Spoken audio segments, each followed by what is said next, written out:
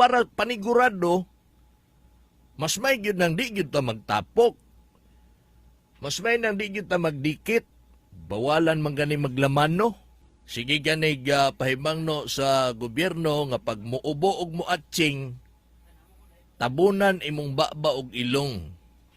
Palayo kas tao sa imong isig kaingon aron di sila mapiksan og dili sila matakdan.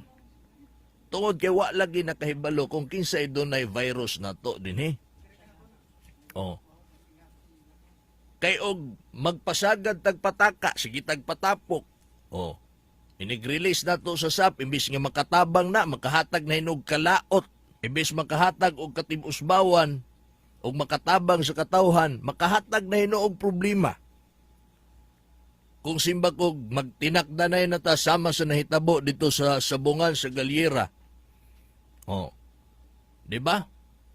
So problema na po tani. Ma-extend na po na nga to ang lockdown ani. Diba? Maabot sa panahon niya mag-alburuto na tani. Ma-high blood na tani. Wa na gyud tay matiti. Wa na gyud tay makaon. Hangtod isog na kaya mga tao. Ultimo relief goods dumugo na na. Kung mag-extend na po nga tong lockdown. Unya nga nung ma-extend ang lockdown, tungod sa kagahi sa ulo sa mga Pilipino? Oh, pwede pod. O dunay mga pamaagi nga dili makaarangkada o dili makahunat ang kagahig ulo sa tao. Sistema, pamaagi, patakaran, proseso. Isa may muhimo ana ang ato mga lideres. Mauna sa 3 de Mayo, pag ingon niya, sige, supak mo. Sige, pagtapok mo. Kay makitaan mo kinsay katapok diya. Nanay mga pulis diya. Di yung ka marilisan. Oh. Ang gahi kay kag ulo. Di ba?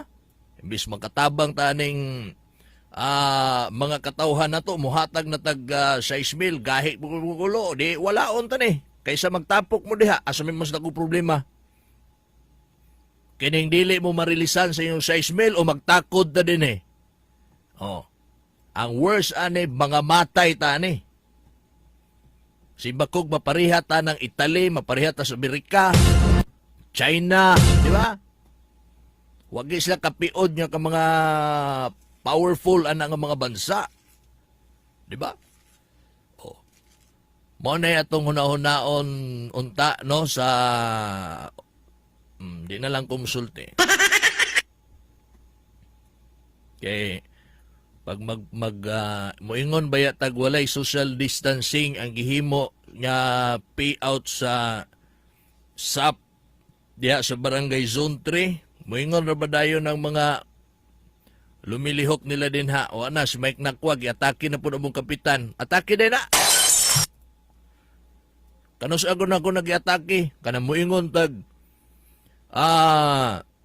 wala na patuma ng physical distancing sa kuan. Barangay Zone 3. Kita kay TV.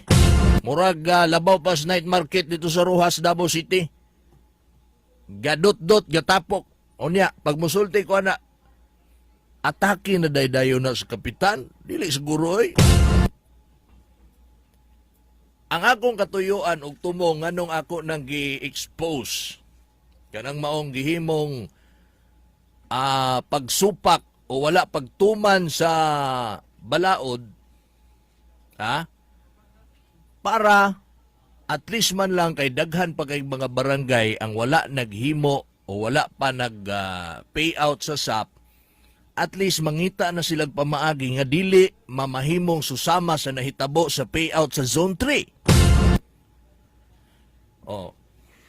Pangitaan nilang pamaagi. Unsa may gihimo sa Zone 3 nga wa man sila kapiod, dili na to buhaton.